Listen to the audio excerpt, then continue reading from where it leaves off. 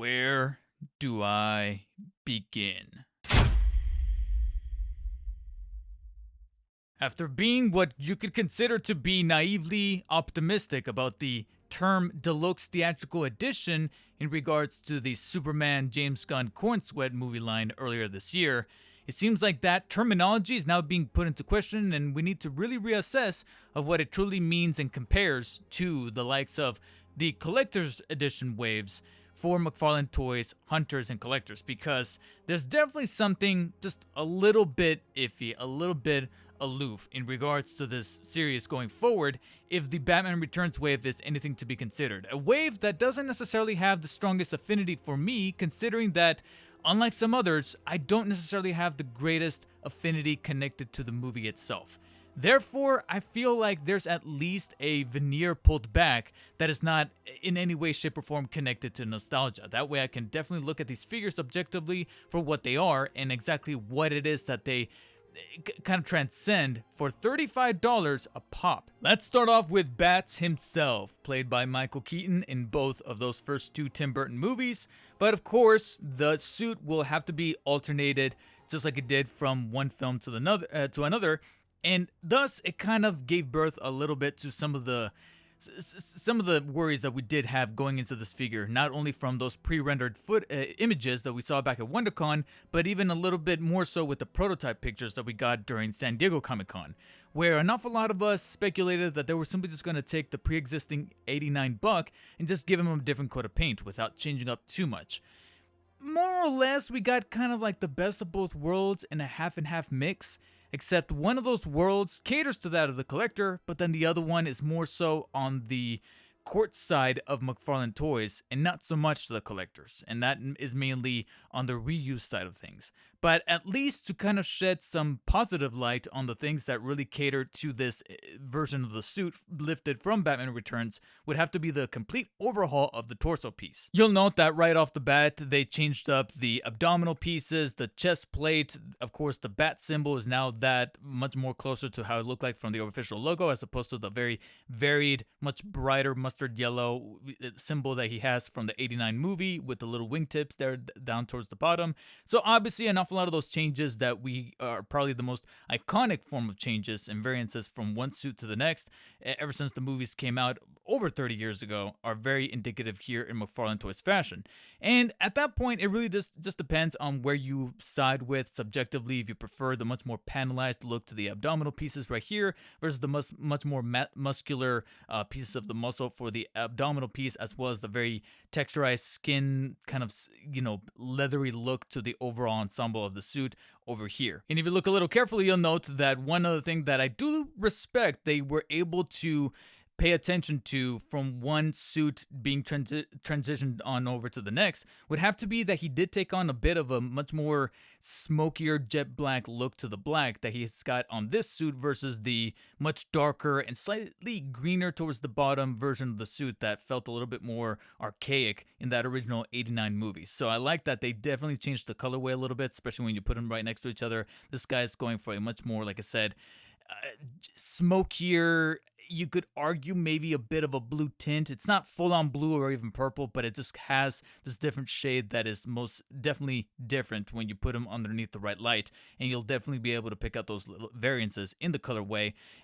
And it's funny because the more obvious ones will have to be anything that really pops in terms of the yellow, whether it be the much more mustardy look to the symbol here that unfortunately did get a little bit victimized by some QC problems. You'll note that the black is stamped on a little bit too high up, and thus the lining of the wings, the embeddedness of the symbol doesn't match to that of the black of the paint app. So I wish that would have been a little bit better refined, but at least the chrome look to the utility belt is a bit more accurate than it did over here for the '89 movie. On the '89 movie, I'm sorry, I've had some people say otherwise, but I've seen clips and clips over and over where the color was a bit more solid and less reflective than it was then truly in Batman Returns. In Batman Returns, I could definitely see that it reflected a bit more. So over here, they were able to keep that and make it a bit more screen accurate. And I will have to throw them some credit when it comes to keeping some screen accurate nuances intact here. Even when it seemingly doesn't look like they changed much, specifically when it comes to some of the gauntlets and areas around the thighs where you can see, especially when you put them next to each other, the molds of plastic for the thighs and the musculature are pretty much identical, so you can almost be quick to call reuse there, except you'll note that they did kind of embed this little bit of lining and paneling to the surface of the thigh that is actually much more accurate on the Batman Returns suit than it was on the 89. So I like that they were at least able to replicate that. And kind of doing the inverse of that, you'll note that they did smooth out the gauntlets a little bit. He doesn't have this extra panel that he did on the 89 suit, but again, it does kind of call back to the screen accuracy. He was missing it in Batman Returns, and now it's exposing a little bit more of that wrinkled texture to the gauntlets right there that makes it look a little bit rubberized. So I do appreciate the attention to detail there. A little bit of the lining on the gloves.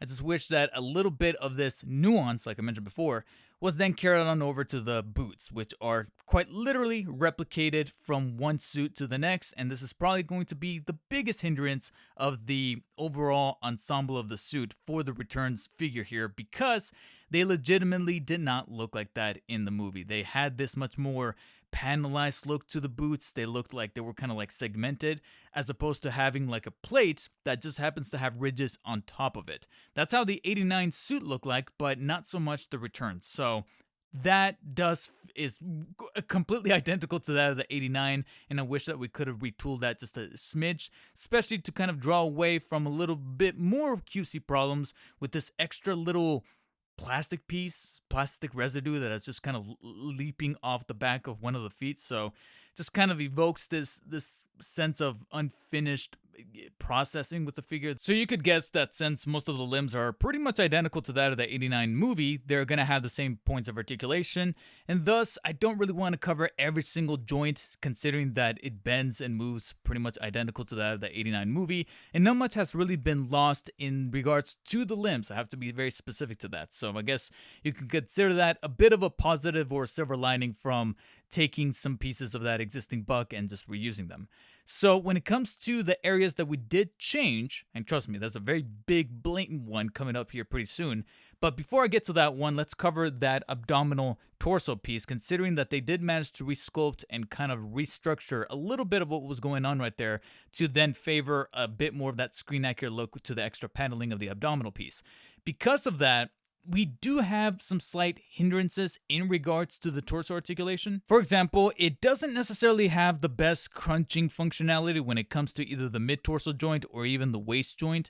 The waist joint is a bit more on the favorable side, but you'll notice right here that it has pretty much no form of crunching on the mid-torso joint, which is a shame because it does a very exceptional job of kind of creating this illusion of the panels extending towards the back when you extend on the back piece like so. So he has quite an awful lot of articulation in regards to moving the back piece, or rather the whole torso, towards the back, and it's definitely something that's going to come in handy because you're going to have to rely on this mid-torso joint to get him to look up. Foreshadowing here. But when it comes to crunching to the obliques, it's more so of the waist doing most of the heavy lifting there, because the the mid-torso articulation in regards to the oblique crunching is definitely much more favorable than front crunching, but not as good as some other McFarlane's. And when it comes to rotation, it can only nudge side to side on the mid-torso. You're mostly going to rely, once again, on the waist to do the full 360 mobility found right about right there. And there's a reason for why I said that crunching towards the back like this is probably going to be your best bet to get him to look up, because that leads me to the big kahuna here, the biggest takeaway that an awful lot of people were expecting and rather anticipating with this version of the Batman Returns Michael Keaton figure as opposed to the 89 one, which would have to be this head sculpt. Something that was a big talking point and a big criticism for pre-existing 89 Keaton Batman figures that were one after another not necessarily home running the likeness to Michael Keaton. And that's something that, we were looking at that 2023 Flash and thinking, oh, that's actually not too bad. Only for then the 89 one to have us look at the head sculpt and be like, who the hell is that supposed to be? Frankly, and I know that I may or may not get some pushback on this, but I do feel like this time, in terms of likeness and very good visual representation, this is probably the best Keaton head sculpt that we've gotten from McFarlane so far in this scale. As far as actually seeing the actor, seeing that version of Bruce Wayne from the Tim Burton Batman movies, I can see him in there. It's not perfect. It's still not 100% there. I saw somebody, I can't remember who it was, but I think it was on the subreddit, someone pointed out that he more or less looks more like Kurt Angle in the cowl.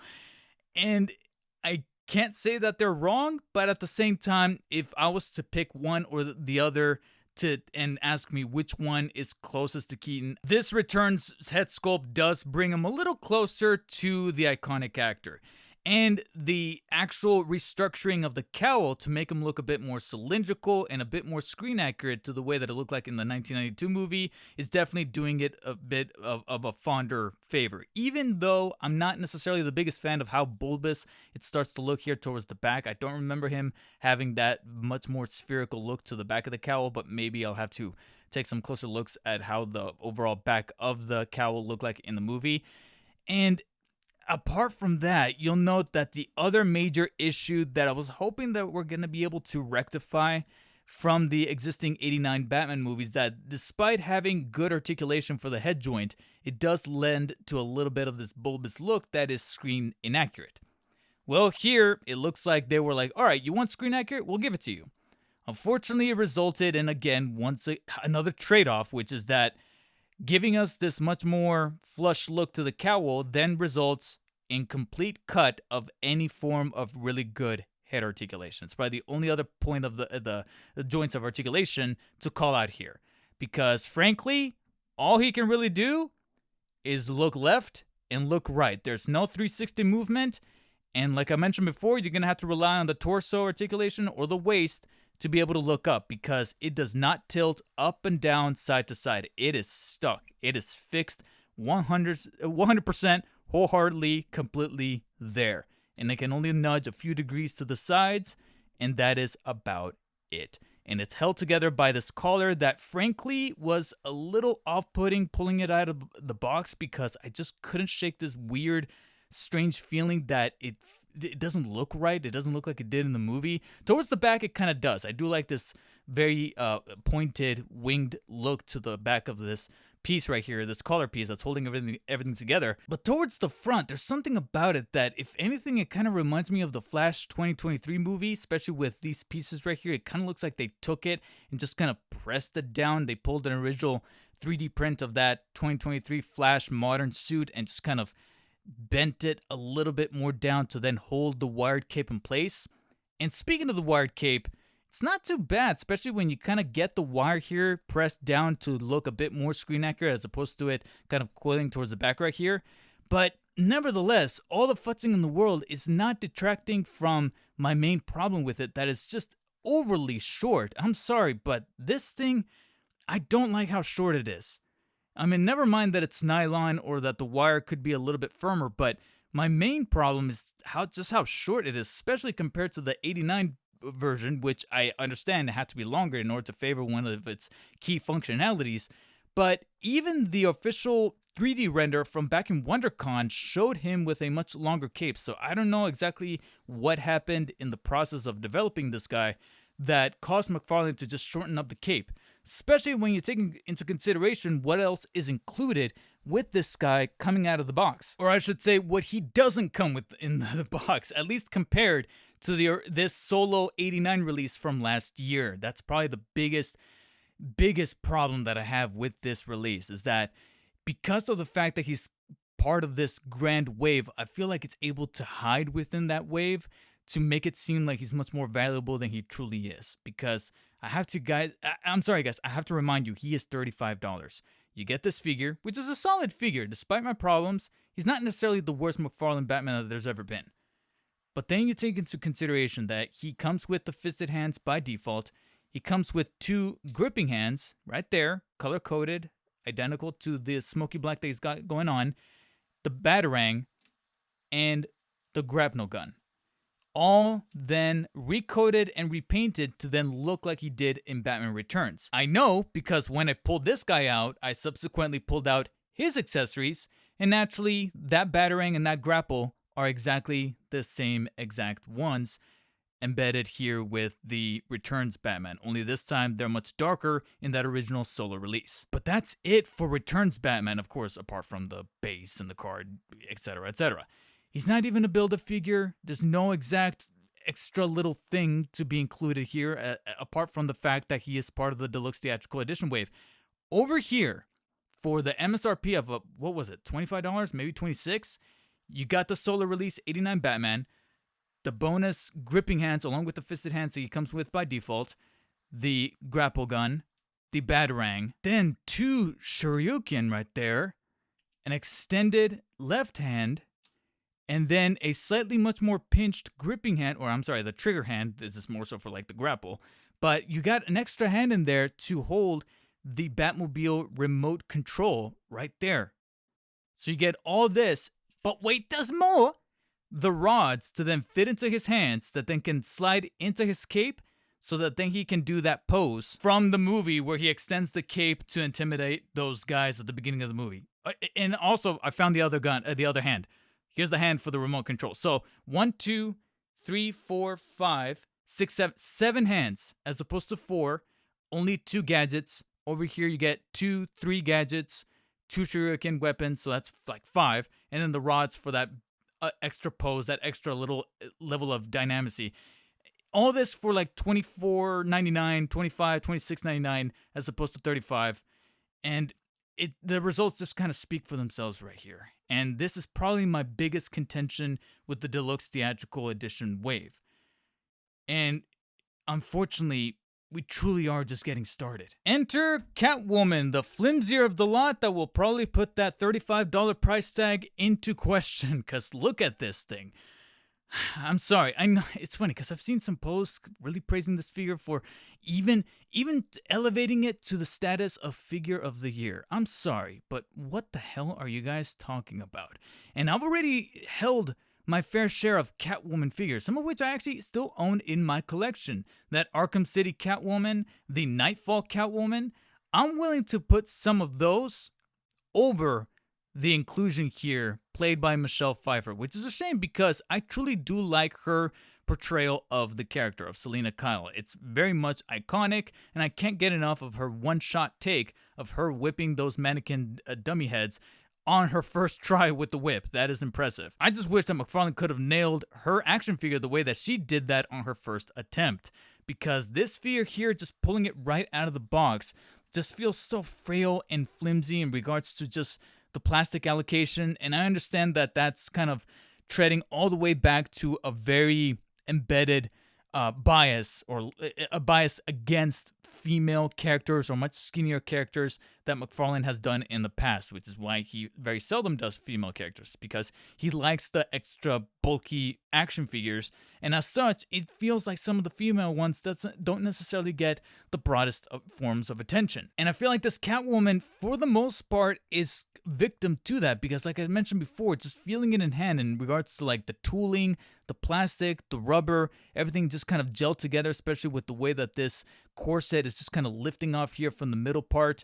And then more so, I think the biggest crime against this figure is just how badly this diaper piece was allocated inside of the packaging, to the point where you'll note right there that yes, it is crinkling up on me already. And this was right out of the box. I pulled it out of the box, and this thing was already flushed in to the point where it's really making it look much uglier than it's supposed to be. It's exposing a little bit of the top leg joint right here on top, and try as I might, trying to get this leg to kind of press inside so that then maybe I can tuck the joint inside of the diaper piece to then kind of get this thing a little bit more flush.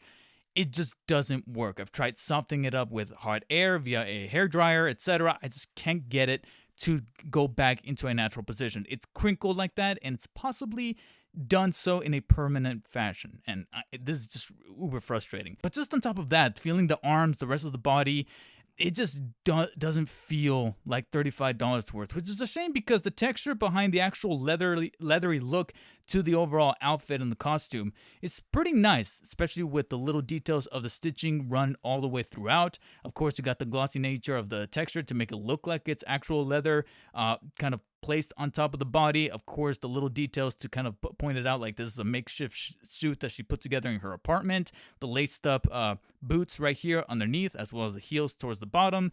But to me, of course, the biggest thing that is at least able to serve as a form of a saving grace, or I guess you could say the 8 of the 9 lives of this cat, would have to be that head sculpt. That head sculpt is truly immaculate in regards to the paint, the likeness to Michelle Pfeiffer. It is solid, it is beautiful to look at, and it's definitely no hyperbole here, the saving grace of the figure. And that head is naturally able to rotate all the way around 360 as well as tilt and be put in this very feline looking pose. You know, the kind of poses and expressions that she likes to do with her head in that movie to look flirtatious but also deadly. So it's cool to see that it allows that mobility found within the joint. And despite my criticisms of the frailty of the figure, at least it leads to some pretty decent articulation because of the lack of plastic to kind of get in your way. So naturally, the arms are going to be able to rotate the full 360 all the way around, extend on over to the sides. No form of true butterfly mobility that I could find, despite the washers still being found embedded within the shoulder pieces right there. But the biceps can fully rotate 360 degrees, no problem. Full bend of the elbows all the way across those two joints, all the way up like so. And then the wrist joints, despite feeling like they're about to goddamn break, especially on the left one, and considering how awkward they kind of look when you bend them, at least the actual degrees of mobility found therein can definitely extend all the way up, all the way down, and fully rotate the full 360. To the point where it almost feels like it would allow for some swappability of the hands, if there were any. We'll cross that bridge when we get there. In regards to the torso, though, you'll note that you technically don't have a mid-torso cut. You mainly just have like this overall joint that is hidden by the bodice here, and therefore you can technically rotate the full 360 all the way around from within, from inside, so to speak, and then the crunching from side to side, left and right, up and down could be found via that torso joint that is liberated via the corset here. So it's kind of tucked away underneath the corset and wrapped around, and that's what gives you that torso mobility. But there's not your traditional waist and mid-torso like with other Batman figures. Then when it comes to the top leg joints, despite my QC problem with this wrinkling happening within the diaper piece, you can technically still flex the leg pretty generously all the way up like so, all the way towards the back like that, and then full 180 degree extension, as expected considering that she's supposed to be a flexible character. And therefore, the knees can fully bend all the way up, no problem, like so, and then the ankles are very flush to those boots, so it's cool to see that they feel pretty natural, but at the same time, they can fully rotate the foot all the way around like so, bend almost all the way up like that, and then mostly towards the back, not as flush as it is towards the front, but a couple of degrees towards the back like that. Unfortunately, there's a slight bit of a trade-off with the toes. There's technically toe joints, but they're so tiny that they're pretty difficult to bend, and even when they do, they don't necessarily bend the most generous amounts of mobility there. So they can barely move to the point where they almost become a little superfluous. So yes, you could argue that after you kind of mess around with the articulation, you could put her in some pretty flexible and dynamic poses, considering that this is Catwoman that we're talking about. And since she is Selina Kyle, she's naturally going to use her weapon of choice, which is of course the whip that I mentioned before from the movie. So it is in fact included, but along with that, she was also tossed in the taser when all else fails. Both of them are okay because at the end of the day, specifically the taser, it's just a molded piece of plastic with no real detail or paint deco, so you can really just look at the front prongs there and just assess that it is in fact the taser. In fact, for a little while I thought, oh, why does she come with the Batmobile remote? But it's not, it's the taser. And frankly, the taser technically does have a firmer connection, narratively wise, to another figure we're about to cover.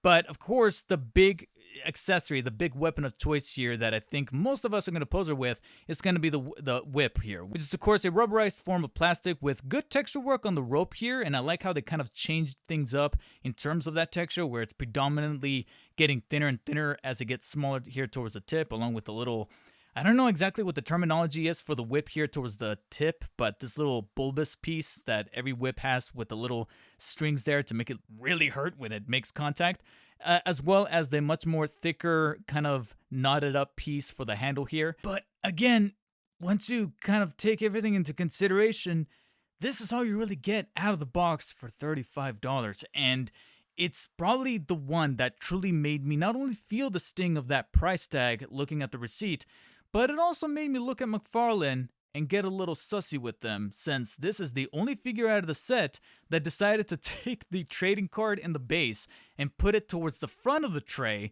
kind of taking up a bit more of that really empty real estate that you would have seen from within the window, and thus kind of making me think that they knew that they didn't really have too much to show here for $35. And by that distinction, Catwoman would have been the worst of the set until I got to Max Shreck here.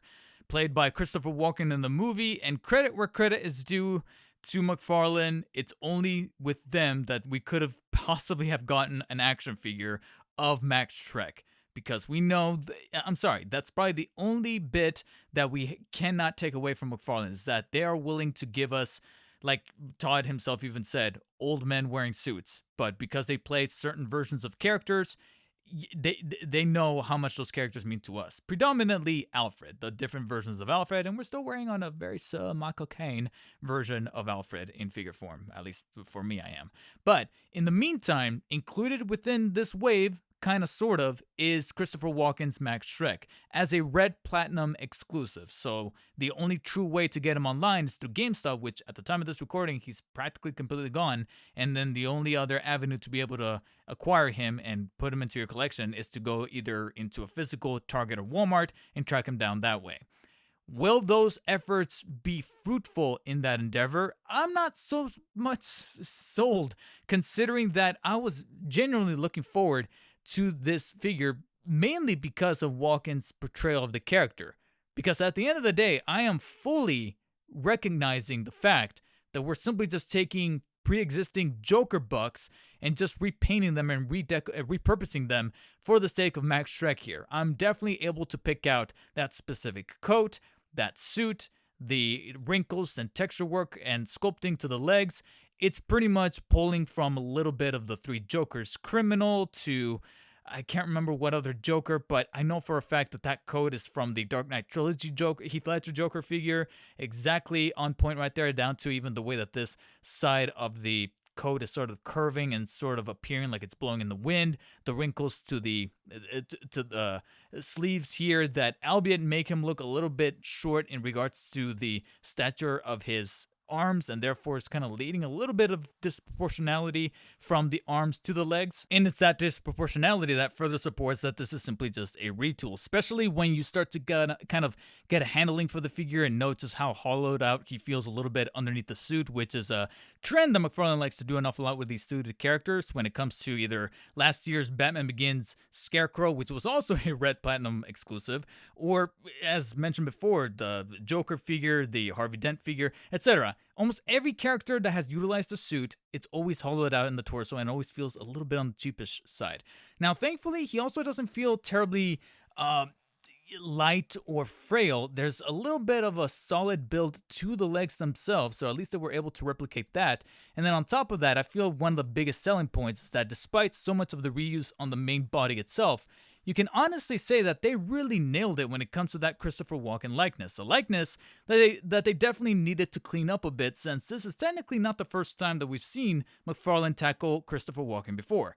They technically gave us a much older and much frail and albeit kind of shitty looking Christopher Walken for the Dune figures. So I was pretty thankful to see that they were able to clean up a little bit of that head sculpt, albeit he looks a little bit more fuller in the cheeks than he truly did in that movie. I mean, this is Christopher Walken we're talking about. He always had that very skeletal look to his face, that very iconic face. He has a very distinct look to him. So here, from certain angles, the eyes truly do sell the illusion, but at the end of the day, it's not necessarily the most accurate, very similar to that of Batman and Catwoman, etc. You know the drill here. But at least this is probably as close as we're going to get, complete with a little bit of that pasty look to the cheeks as well as the forehead, the lifted eyebrows, the white eyebrows there, and then of course the very Beethoven looking hair that is frilled up and kind of combed towards the backside. So I do really appreciate the set sculpt, and at the end of the day, it matches very eloquently to the rest of the pinstripe suit with the black and gray as well as the overall coat. And once you kind of fit everything together and put the little red bow tie on top, it doesn't necessarily, from a presentational standpoint, look too bad. But they knew from the get-go that if they were going to be making a Max Shreck figure, they needed to make him either as a platinum with his separate release or as an accessory of some kind. To some capacity, they needed to fulfill one thing. Something that they knew every fan of Batman Returns, or even anyone who has seen the movie at least once, knew needed to be something to play around with from an action figure standpoint. And that's, of course, shocked Shreck.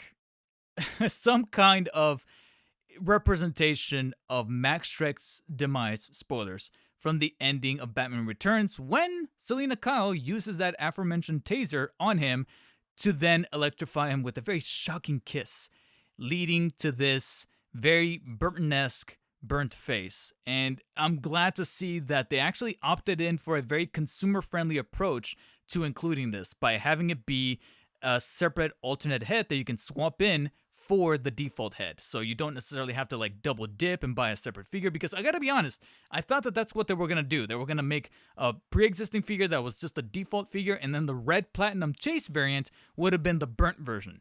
But no, it's just all one figure. Just pick them up once and you get the alternate head included. And the head in and of itself is really, really nice. I'd argue it's probably the better of the two, of course, considering that not only do you have the hindrance of not being super accurate to the way that Christopher Walken looks like, but overall it definitely lends to that very over-the-top, comically horrific attributes that Tim Burton is known for in regards to like the peeled back eyes, the stretched out mouth, the thing that he often likes to do with properties like Beetlejuice or Corpse Bride with the stop motion animation stuff. He always tailors to that specific aesthetic, and this burnt Shreck face is no exception. And to me, my favorite part would have to be how well they were able to apply the little textured paint deco to the frizzled hair here that looks like it's going full on Super Saiyan. And though the process of swapping out the heads could be a little less painful, considering that not only does it not feel like it's snug on the joint itself, but also the hair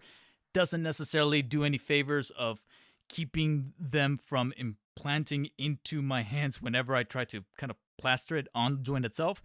It at least looks really, really cool on the head, on the body itself, and really does sell the imagery. And one of the much more playful functionalities of Max Shreck, considering it's probably its only functionality and also its only accessory, once again, for $35. You only get the alternate head. Frankly, I feel like maybe his winter coat or some kind of Christmas present could have been tossed in on the side. So for $35, I'm looking at maybe the only other thing that I can do with this figure, which is to put him in some shocking poses, which turned out to be a major mistake. Considering he's using those aforementioned suited bucks lifted from some Joker figures, that articulation is pretty much going to follow suit.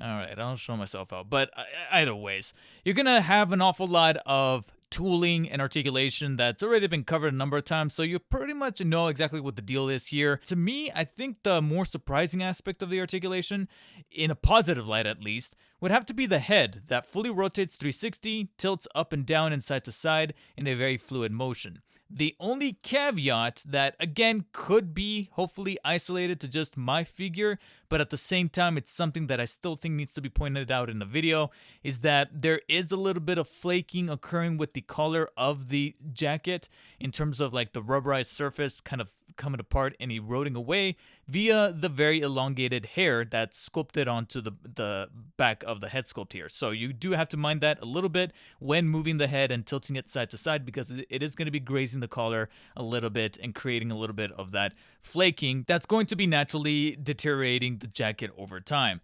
And you could argue that the double of that goes for the alternate electrified head sculpt, since you're going to have the frizzed up hair that's going to be able to press up against that rubber just a little bit more aggressively. But believe it or not, that's not the main problem that I have. No. The main problem is that when pulling the figure out of the box and just kind of futzing with it in a very traditional format, I was pretty surprised to see that not necessarily an awful lot of the joints felt very stuck or firm and needed any kind of like passing of the blow dryer or dipping in hot water or anything like that. I didn't feel like there were any major malfunctions in regards to the articulation up until we got to the left bicep.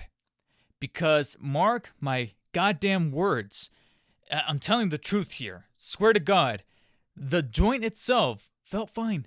It didn't feel stuck.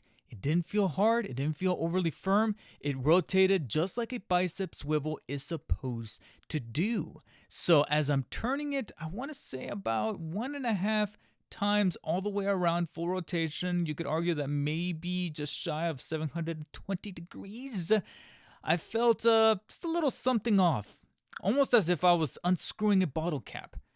You know what I mean? Like nothing popped, nothing made a noise, nothing felt strange.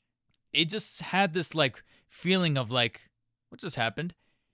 And just I want to say a millimeter of movement forward, and sure enough, the arm broke off. It broke off. It broke. It just like that. And instantly, I just kind of tossed the figure back into this light box here and just sunk my head into my hands.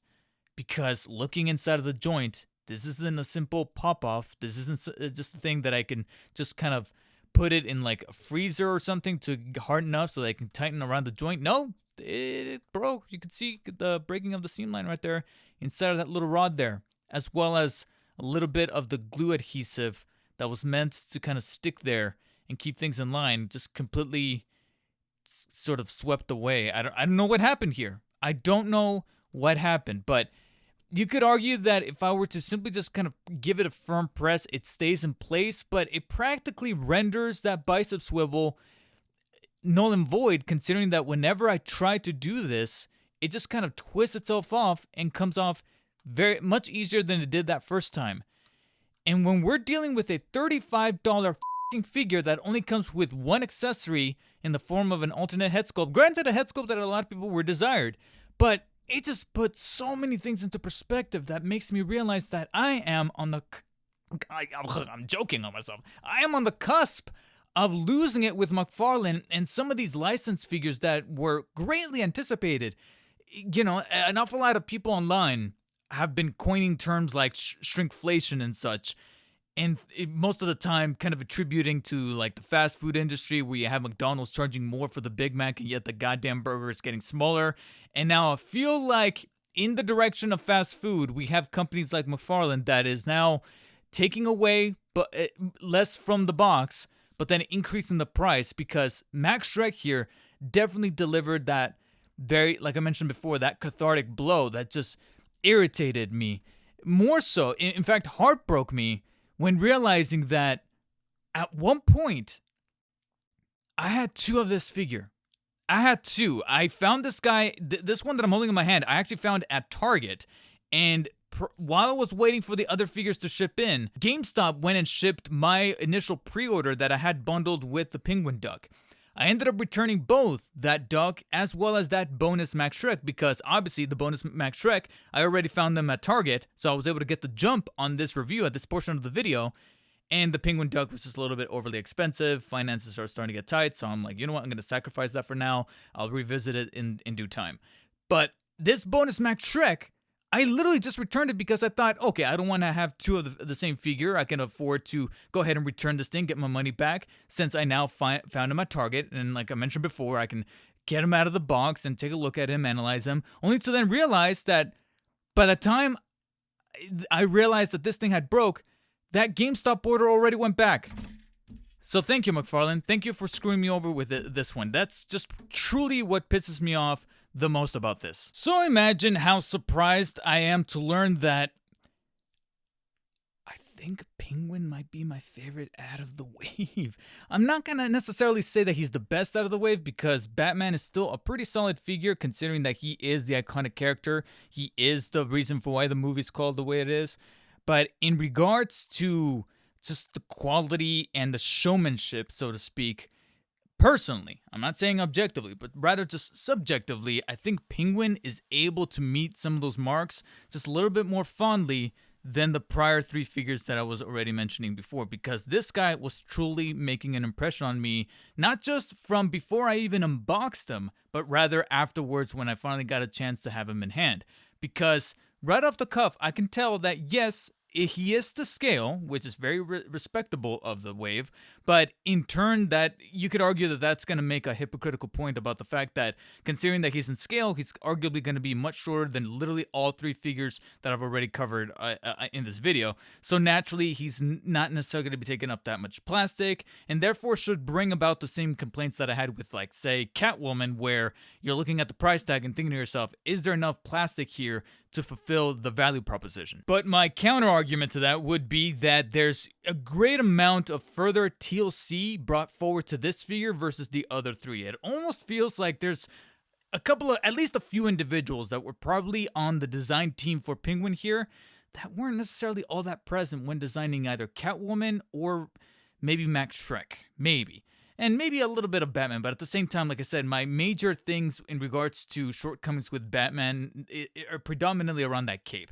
When it comes to Penguin here, you could tell that they definitely needed to fulfill an awful lot of like little details that were probably bringing about nostalgic tendencies for the people that were designing this figure and thinking to themselves, they really need to step it up a notch if they are to match the $35 price tag, especially since it's going to be very difficult to hide the fact that we are dealing with a prior Penguin buck here, because you could only sculpt Penguin in a very specific state much differently than this. The most different you could probably do so is with the Colin Farrell Penguin from the 2022 The Batman series.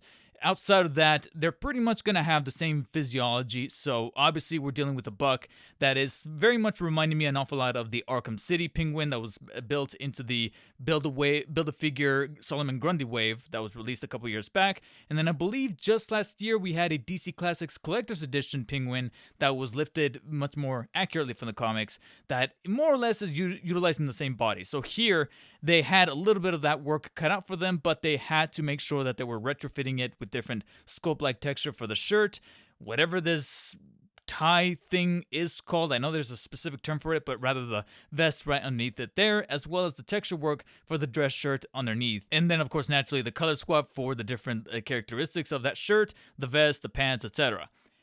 But come on, look at that head sculpt. That is Danny DeVito's Penguin through and through. I know we've given McFarlane their fair share of shit when it comes to caricatures, as I like to call them, for live-action portrayals of certain figures or certain personalities that are lifted from those DC properties.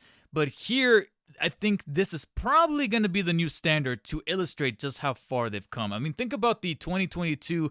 Hell, think about the actual Penguin, the Colin Farrell Penguin from that wave, and then compare it to this Danny DeVito Penguin. It's night and day. And I know that there's a bit of a caveat here, or a little bit of an asterisk, so to speak, in the sense that Tim Burton's design for the Penguin is just so over the top and comical in regards to the pointed nose, the eyes, the pasty skin, the elongated, the hair, and of course the black stuff coming out of his mouth, that making a figure out of it is going to be a very easy feat. But still, to make sure that it looks pretty lifelike and solid, especially not just in hand, but also even from the other side of the window, just looking at him in box, I was impressed. I just couldn't stop looking at him, and I was thinking to myself, yeah, this guy is legitimately staying in the set. And considering that we're in an era where we're utilizing felt goods for capes, it only made certain that we would have to deal with a felt good coat for Penguin here, especially, again, if you're already covering this thing for $35, which is why, at times, I thought to myself, why couldn't we do a felt good a coat for Max Shreck?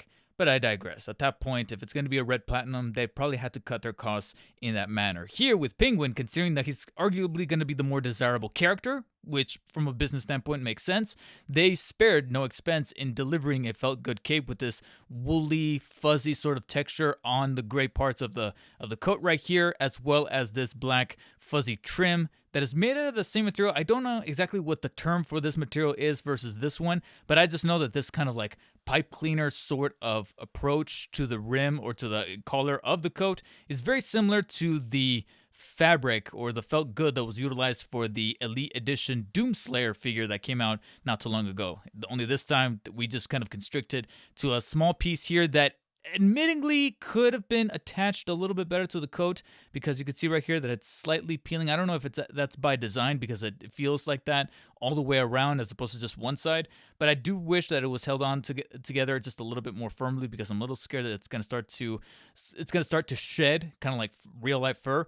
But at least for the remainder of the coat, not only does it feel nice and stitched very well, which I thought was going to be a problem considering how slightly oversized it does appear in hand, but once you kind of get him kind of futzing about with the articulation, that's when you kind of count your blessings over the fact that it's oversized. That way it allows mobility, it allows flexibility, and frankly, it doesn't look all that terribly screen accurate. It doesn't look as oversized as you probably are thinking it out to be, considering that if you go back and watch the movie, this is practically how the coat looked like on him.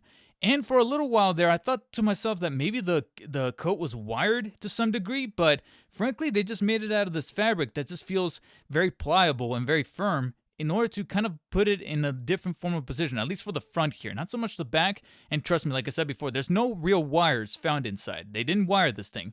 But frankly, there's times where it feels like they did. And considering how pliable it truly is, this also leads to the results of it being removable, which I think was kind of a given, but at the same time, there was something in my head that thought to myself, what if it's not removable? But they would have shot themselves in the foot if that was not possible. As you can see right here, all you really have to do is just flex the arms backwards and it slips right off, which is, again, one of the major advantages of having it be slightly oversized, that it gives you enough real estate, enough slack to have it be removable, especially when you take into consideration that you are going to have an alternate coat included with the Penguin Commandos. More on that later on in probably its own little separate video / short. Whatever the circumstances around that shipment find themselves in the foreseeable future. For now, though, this gives us a much broader look at not only the vest, but also the rest of the dress shirt, a little bit of the back of the hair here, as well as the traditional pants and loafers, and the overall physicality and stature of the Penguin there, as well as further access to the articulation itself, which unfortunately is a little hindered here in the head. It's probably one of the things that I was kind of afraid was in fact going to happen, and it doesn't necessarily look like there's any alleviance to that, which is that he can kind of nudge his head side to side, as you can kind of see it right there, but unfortunately no real way of tilting. It kind of nudges in place. It almost feels like it wanted to do some kind of tilting functionality up and down or side to side, but unfortunately, due to the way that it's overall, the head is overall sculpted, as well as the hair just kind of getting in the way here towards the back, and the way that he's just naturally hunched over like he is in the movie, he's not going to have any kind of tilting functionality. He can only slightly tilt side to side. The arms, on the other hand, feel not only firmly kind of tooled into the body and feel pretty good in hand, but can also rotate all the way around 360, flex on over to the sides, no problem right there. They almost feel like this piece of plastic that you can kind of tell is not coated in any kind of paint. This is plastic that was naturally molded in this color, as opposed to being molded in a different color and then painted over, which is admittedly a very nasty habit that McFarlane often finds themselves in. They always end up sculpting the plastic in like that gray or that beigey color and then painting over it, thus limiting a little bit of the articulation. Here you can kind of tell that this is in fact the color of the plastic, so they were able to kind of cut that middle point, that middle process out of the way, and therefore the articulation feels a little better, especially when you kind of swivel around the biceps there. You're able to bend the elbows naturally all the way across, all the way up like so, and then you even have that like cylindrical, much more flush wrist joint that allows the hand to be able to bend upwards and downwards and then rotate all the way around, and of course that gives you further visual aid to show off a little bit of the very deformed fingers that he's got going on right there. And though this could potentially create a debate as to whether or not there's truly 22 points of articulation found here, you only really have one torso joint, so no mid-torso cut, obviously because of how massive this belly is right here, but I'm generally surprised by the mobility, the actual degrees of motion that you find yourself on the waist joint. It can fully rotate the full 360, as you can kind of see right there, as well as being able to kind of incline and tilt backwards, forwards about that far. You just kind of have to give it an extra little bit of a shift. Doing so will actually give you a visual of the belt right there, so you have further little detail for the pants, as well as being able to crunch on the obliques or on the waist side to side, as you can kind of see it right there. So just be careful with the futzing, but you are allowed some free mobility there. The movement of the legs upwards, though, are a little limited. It can only move forwards about that far up, that much towards the back, and then, of course, a little limited on the stretching on over to the sides like that. And then they did something that I do remember the Arkham City Penguin dealing with as well, where they baked in a swivel into the knee joint, so he only really bends at one angle there for the knee, but then it swivels at the very top like so. So you technically still have two joints there. They're just differently sculpted. And then, of course, being that we are still dealing, technically speaking, with a suited character, you're only going to really have slight pivoting upwards and downwards of the foot via the ankle joint there. You can kind of slightly nudge side to side, but you're mostly going to be relying on that knee swivel to turn it all the way around, because it does not fully rotate 360 degrees.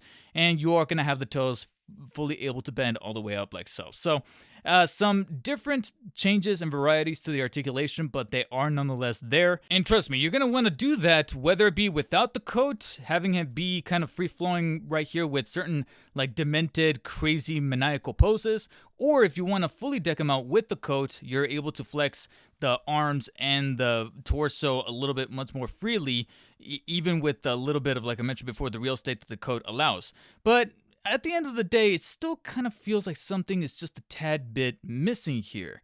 And that is what brings us on over to the very iconic accessories that typically the character of Penguin throughout the mythology of Batman comes with, which is, of course, going to be the top hat and the umbrella. Now, you could argue that the top hat, it's kind of debatable as to whether or not it's considered an accessory, since this is Penguin we're talking about.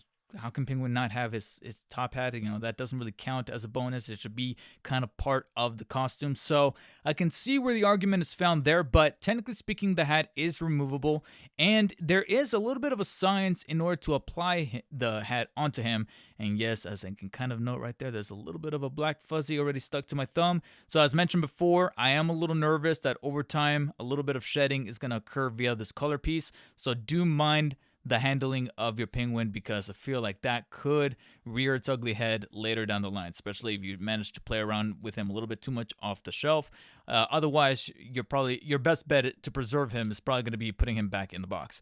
But going back to the hat here, I do really respect McFarlane's decision here to sort of sculpt his hair and his head in a very protruding sort of style, to where you can kind of make out exactly in which direction to put on the hat. Because if you look at the head a little bit more carefully, which is pretty nicely painted because it's got kind of like this little brownish tint with this matte finish that truly makes it look like a leathery type of hat.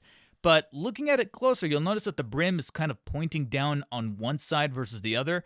It's that side that's pointing down more so that is supposed to be faced forward. And trust me, a little bit of trial and error will definitely show off exactly where the hat is supposed to go. I've found that the easiest to kind of start from the back for where the hairline sort of starts to recede, and then press it forward and front until it starts to kind of snug and sort of squeak in tight. And again, it's going to require a little bit of trial and error, because sometimes even I don't get it right. But once you get it a little firm in there, it kind of sits on there pretty snug, doesn't feel loose at all, and boom, there you have him wearing the top hat.